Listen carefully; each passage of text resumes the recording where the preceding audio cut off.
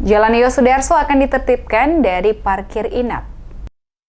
Dinas Perhubungan Kota Ambon akan memasang rambu-rambu lalu lintas dan menertibkan jalur jalan yang masih digunakan mobil angkutan barang untuk parkir inap di kawasan Jalan Yosudarso, Ambon. Saat ini jalur Jalan Yosudarso telah dijadikan para sopir truk angkutan barang sebagai lokasi parkir dan parkir inap di kawasan pelabuhan dan seputaran PT Pelindo. Dan hal ini menjadi sorotan warga yang menilai Dinas Perhubungan Kota Ambon terkesan melakukan pembiaran.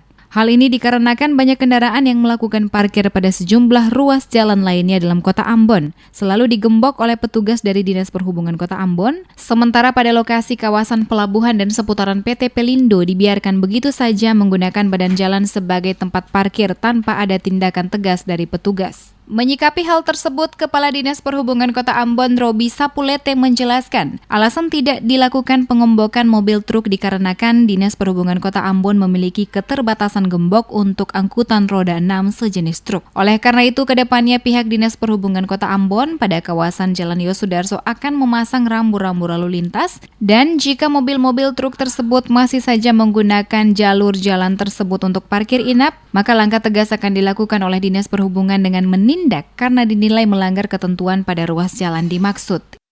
Kami sudah siapkan pemasangan rambu dan rambu itu kami pasang dan kemarin kami sudah mulai lakukan penindakan. Terjadi parkir di situ. Nah, ketika kami pasang rambu berarti kawasan itu harus clear. Pertanyaannya kenapa sampai cuma yang digembok adalah mobil pribadi atau angkutan orang? Kenapa tidak ada angkutan kendaraan roda 6 misalnya? Disub keterbatasan gembok untuk angkutan roda 6. Nah, tapi dengan ada trik-trik lain untuk kami lakukan penertiban di sana, tentunya dengan memasang rambu, kemudian kita dengan sistem gembos dulu.